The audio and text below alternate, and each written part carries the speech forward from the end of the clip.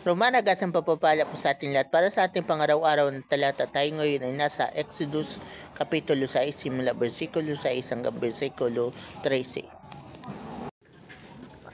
Kaya ito ang sabihin mo sa mga Israelita: Ako si Yahweh, ililigtas ko kayo sa pagpapahirap ng mga Ehipsyo. Ipapadarama ko sa kanila ang bigat ng aking kamay.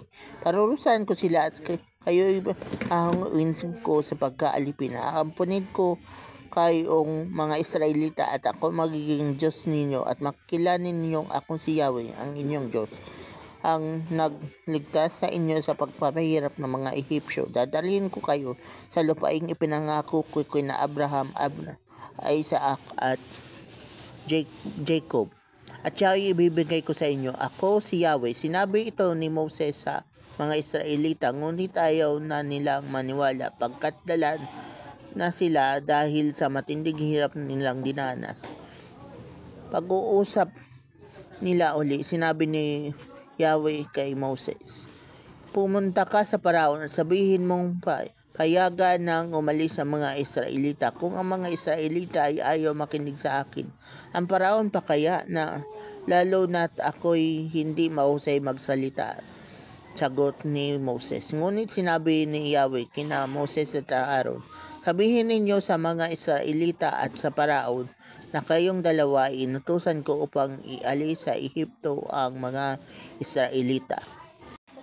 So, dito sa passage nito, kinausap na ulit ni Lord sina Moses at si Aaron na sila kakasangkapin niya para makaalis sa pagkaalipin ng mga Israelita. Ngunit nagreklamo si Moses dahil nahihirapan siya magsalita. Nahihirapan siya magsalita sa harap ng mga tao. Kaya inutusan ni Lord si Aaron. Kung saan ka mahinang area, may ipapadala si Lord para matulungan ka sa area na yun. Totoo na kayang palayain ng Diyos ang mga Israelite sa pagiging alipin doon sa Ehipto. Sa panahon natin ngayon, kaya pa rin tayong palayain ng Diyos sa anumang nagiging alipin tayo. Marahil nagiging alipin ka ng kasalanan o kaya ng past trauma o baka PTSD o ng depression o kung ano pa man yan nagiging alipin ka. O baka addiction, pero kaya pa rin tayong palayain ng Diyos. Kung paanong pinalaya niya sa pagkaalipin ang mga Israelites noong unang panahon.